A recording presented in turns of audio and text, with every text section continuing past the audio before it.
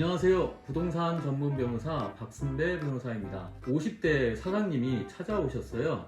변호사님, 한 달 전에 B라는 상호의 무인 편의점을 열었습니다. 그런데 또 다른 A라는 상호의 무인 편의점 사장님이 동일한 업종은 들어올 수 없다면서 영업을 하지 말라 이렇게 얘기하는 거예요. 여기에 무인 편의점을 입점하려고 많은 돈을 들였는데 정말 영업하면 안 되나요? 라고 물으셨어요. 저는 50대 사장님이 가져온 영업금지 가처분 신청서를 자세히 살펴보게 되었어요. 그래서 제가 세 가지로 솔루션을 제공해 드렸고 최근에 가처분 기각결정 승소 판결을 받았습니다. 여러분 반드시 세 가지를 점검하세요. 무조건 세 가지를 점검하지 않으면 패소할 수 있습니다.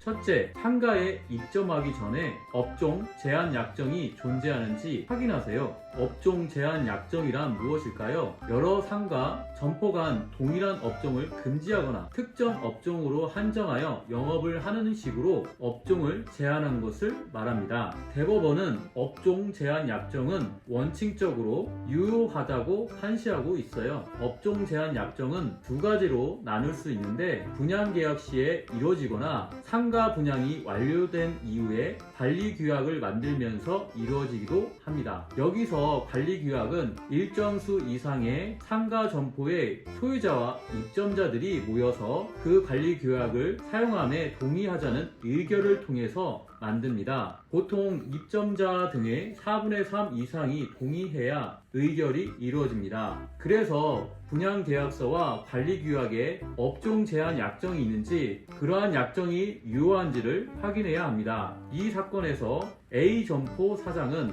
업종 제한 약정이 있는 관리규약을 증거로 제출하였는데요. 제가 살펴보니 관리단 회장에 도장이 날인되어 있지 않은 거예요. 또한 의결이 이루어졌다는 총회 회의록 등이 전혀 없었어요. 그리고 B 점포 사장님은 약국도 2개가 존재하는 등 동종 영업이 이미 발생하고 있다는 것을 간접 증거로 제출하게 되었어요. 그래서 저는 A 점포 사장이 제출한 관리규약은 무효라고 주장했어요. 둘째, A 점포와 B 점포가 동종 업종인지 반드시 점검하세요. 둘 다 무인 편의점이고 A 점포는 아이스크림과 세계 과자를 주력으로 판매하는데 B 점포도 아이스크림과 세계 과자를 판매한다며 동종 업종이라고 주장했어요. 그런데 제가 보기엔 A 점포가 잡화점이라서 주력 제품이라는 것이 딱히 없었고 이것저것 다 파는 것이었어요.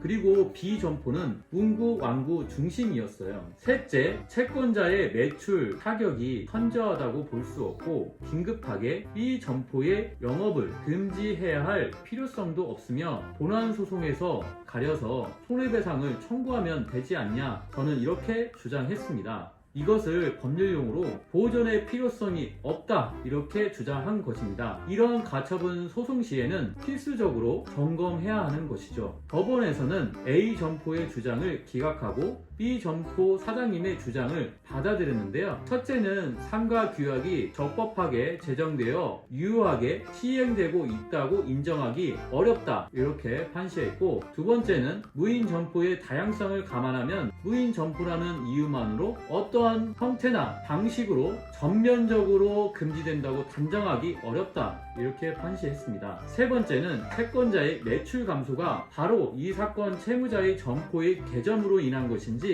인정하기 어렵다고 판시하였습니다. 그리고 채권자가 영업상 손실 등의 손해를 입었다고 하더라도 추후에 본안 소송을 통해 금전에 의한 손해배상을 받으면 되지 않냐, 금전배상만으로 회복하기 어려운 손해의 발생이 있다고 보기 어렵다고 판시했습니다. 영업금지 가처분은 B 점포에 대하여 본안소송 판결에서 명하는 것과 같은 내용의 영업행위 등의 금지를 명하는 가처분이에요. 이런 경우에는 고도의 소명을 필요로 하기에 명확한 증거를 제시해야 합니다. 채권자로서는 보다 면밀한 주장과 입증이 필요한 것이에요. 채권자가 제출한 증거만으로는 채권자의 주장 입증이 다 되었다고 볼 수 없다고 판시했습니다. 업종 제한 약 약정을 이유로 한 영업금지 가처분 신청에 대해서 다시 한번 정리를 해드릴게요. 첫째, 업종 제한 약정의 근거가 분양계약서나 상가관리규약에 기한 것인지, 그리고 상가관리규약이 근거라면 상가관리규약이 과연 유효하게 시행되고 있는 것인지, 상가관리규약 관리단 집회 결의의 의결서 등의 자료를 제출하고 있는지를 살펴보아야 합니다. 둘째, 대립되는 두 개의 상가가 동종업종에 해당하는지, 단순히 업종이 비슷하다는 이유로 동종업종에 해당하는 것은 아니라고 보고 있기에 그 업종의 내용,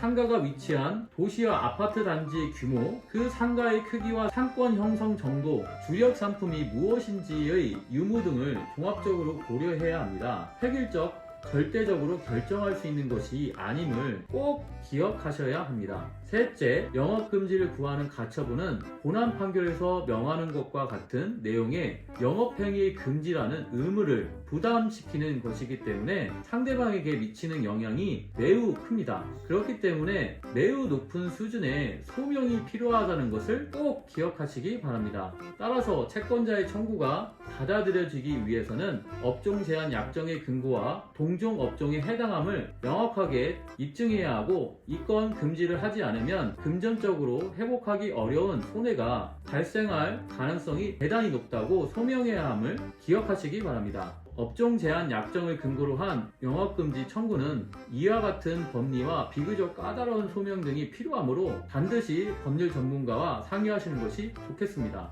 이 영상이 도움이 되셨다면 좋아요, 구독을 눌러주세요. 도움이 되는 더 많은 영상을 보실 수 있습니다. 지금까지 30분 내의 상담으로 친절하게 정확한 솔루션을 제공하는 박순배 변호사였습니다. 감사합니다.